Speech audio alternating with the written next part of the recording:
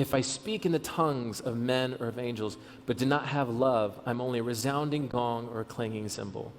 If I have the gift of prophecy and can fathom all mysteries and all knowledge, and if I have faith that can move mountains, but do not have love, I am nothing. If I give all I possess to the poor and give over my body to hardship that I may boast, but do not have love, I gain nothing. Love is patient. Love is kind.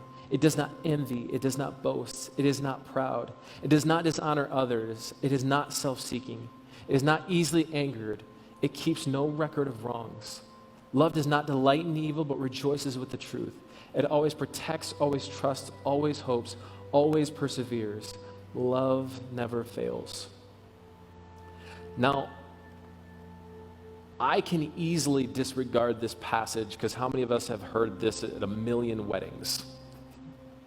It's the love one. It's the cliched answer, isn't it? Because anytime you're in a Sunday school or church setting, if you give the answer of Jesus or love, you're going to get it typically, correct? But the reason we can't take this for granted, the reason we can't just let this go of like, oh yeah, it's love. I understand that. I get that. It's because we as Christians as a whole aren't good at it. We're not. This church, actually, I have to say, is better than most I've seen. But as a whole, Christians as a whole, we're not thought of and defined by this, are we? How many of you guys have gone to lunch with a Christian and seen how they treat wait staff? Yeah, it's embarrassing. You know what I mean? We are not like, if you go out to the street and you ask people, and I've actually been a part of things like this, where you go at kind of man on the street and ask questions and you kind of survey what people's thoughts are on the church. The answers are not like, man, they're so kind.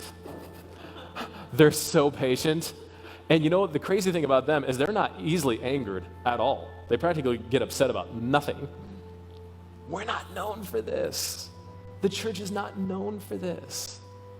And Paul is saying these works of the Spirit are powerful and they're essential. You can't do without them. Jesus said, my words don't mean anything without them. But what he's also affirming is if it's not done with and through love, he says it's like a resounding gong or a clanging cymbal, which means it's annoying. How many of you guys have just heard cymbals going off? It's annoying. It's just noise.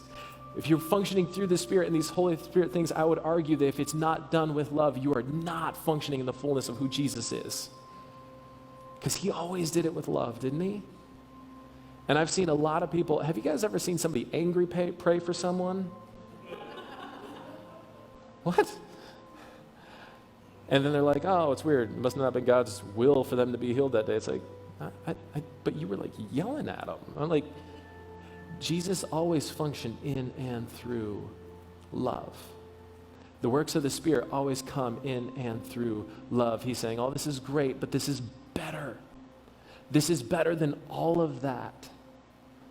And there's been kind of different moves in the areas of the church, and this is even just in my life.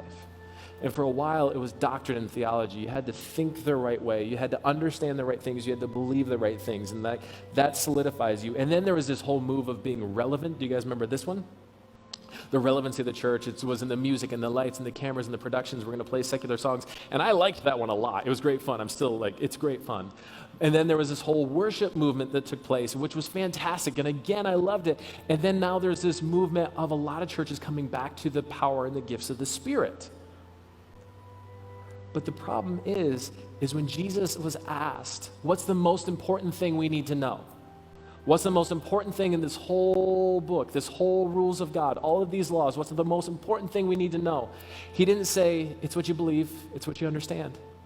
He didn't say, it's how relevant you are to the culture. He didn't say, it's how contemporary your worship sounds.